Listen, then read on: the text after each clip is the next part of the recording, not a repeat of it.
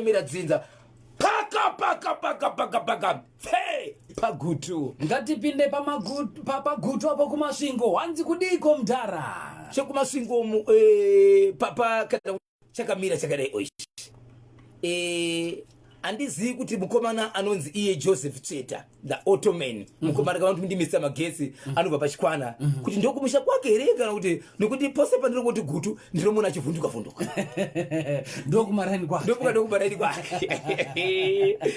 Cheta inzwe mukoma wangu Ezaudu paita nyaya yemukomana akabatwa aine zvipfeko zvevanhukadzi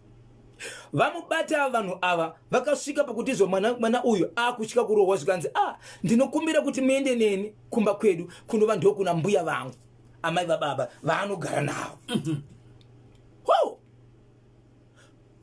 achitaura mukomana uyu anoti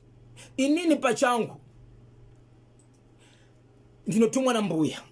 kuti nhasi enda pakati unotora nhasi enda pakati unotora ende mese makaenda mushoma makakuta makadzoka sina chinhu hembe idzi kana vachinge vadzitora hembe dzemukati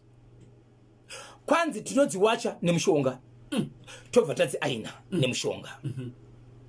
right kana vadaro vane hembe dzavanozopfekawo manheru iwo hembe dzinopfekwa nambuya ndo hembe dzanopfekawo zvakare dziri hembe dzemukati wobva vabuda vakufamba usiku vachienda mwana anotaura achiti iye patinofamba ndakatungamirirwa nambuya tikasvika pamba pevanhu nguva yekuti kupinda pamba pevanhu ini ndo pandiropepukira kana ndo pandirogumira kuziva ndinotozoziva mangwana takumba handizozivi takaenda kupi ende takaita nezvei. Baba Isabel mati nhumbi dziya dzemukati vanozodzitora vonodziwacha nemushonga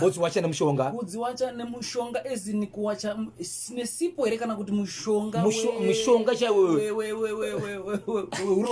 uroyi vodzi aina kuti nechi nemushonga ende kana vakubuda kufamba vachienda vane hembe dzemukati dzanopfeka vadonzi vanopfeka mbuya nemuzukuru vanopfeka mapensi apa muzukuru komana anozobuda usiku nambuya vakapfeka nhumbi dziya arisati toguma kwatiri kuenda vapfeka hembe dzedza muzukuru anopfeka penti opfeka pitcoat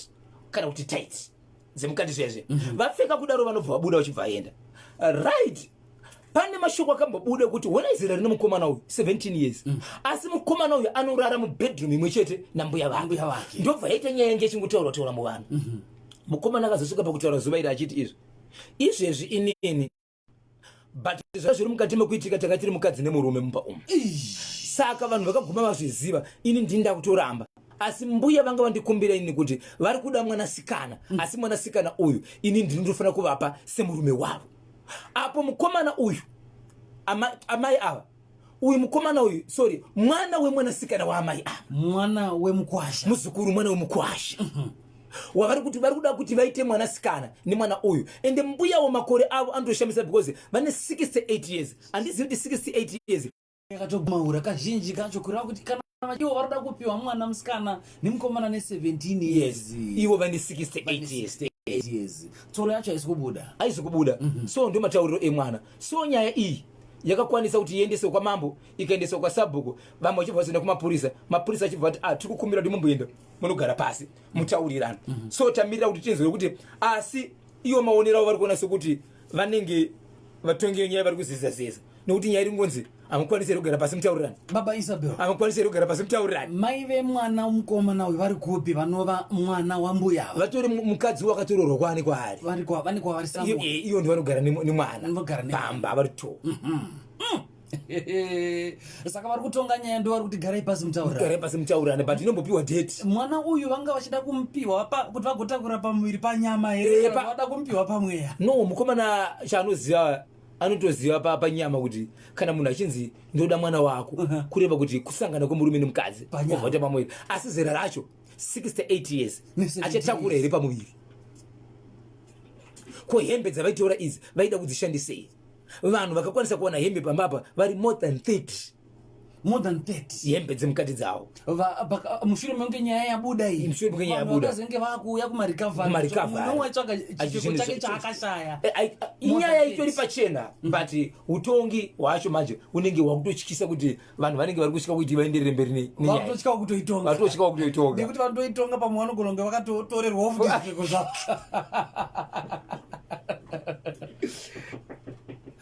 17 minutes past 11 0713 93853 Ezraundo uyo mukomana uyo akutityisa uyo chokwadi nekuti anodzitora dziri pai mbuya ngavabatwe mwana uyo